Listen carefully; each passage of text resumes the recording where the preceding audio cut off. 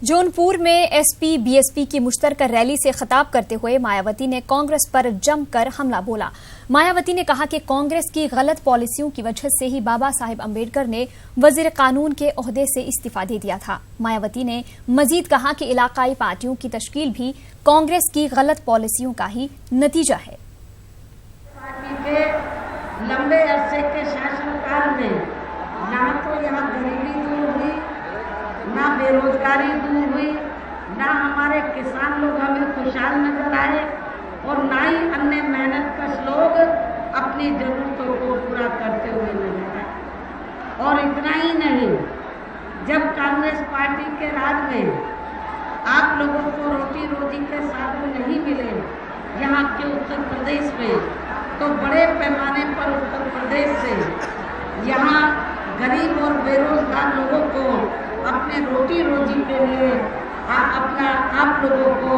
उत्तर प्रदेश छोड़कर देश के बड़े बड़े महानगरों में जाना पड़ा। आपके जौनपुर जिले के लोगों को भी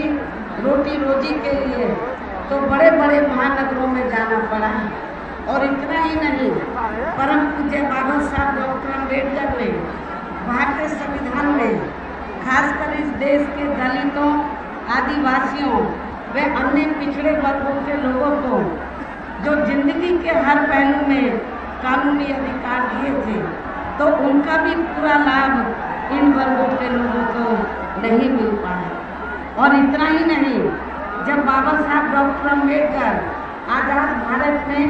पहली सरकार में कानून मंत्री बने थे और जब उन्होंने ये महसूस किया कांग्रेस की हुकूमत ने कि जो मैंने अपने लोगों को कानूनी अधिकार दिए हैं उसका लाभ मेरे लोगों को बराबर नहीं मिल पा रहा है, तो तब फिर परम पूज्य बाबा साहब डॉक्टर अम्बेडकर ने आप लोगों के हितों में अपने कानूनी मंत्री पद से इस्तीफा भी दे दिया। और इस्तीफा देने के बाद उन्होंने पूरे देश के खासकर दलितों, आदिवासियों, पिछड़े वर्गों, गरीबों को, मुस्लिम समाज के लोगों को, अक़लियतों को उन्होंने ये कहा था बाबा साहब डॉक्टर अम्बेडकर ने कि मैंने भारतीय संविधान में तो आपको कानूनी अधिकार दिला दिए हैं, लेकिन आप लोगों को कानूनी अधिकारों का लाभ जब तक नहीं मिल पाएगा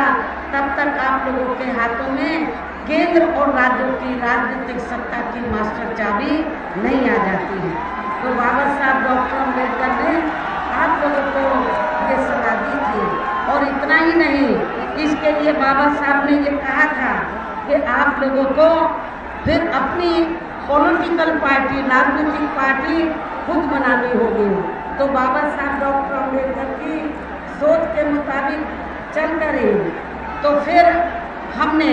14 अप्रैल सन 1984 को बहुजन समाज पार्टी का गठन किया। उसके बाद समाजवादी पार्टी और अन्य पार्टियों का भी गठन हुआ। ये पार्टियां भी सामने आई और ये इसलिए करना पड़ा क्योंकि कांग्रेस पार्टी को आप लोगों ने काफ़ी मौका दिया, केंद्र में और राज्यों में भी और आपके उत्तर प्रदेश में भी, लेकिन कांग्रेस पार्टी अपने वायदों के मुताबिक खरी नहीं उतरी।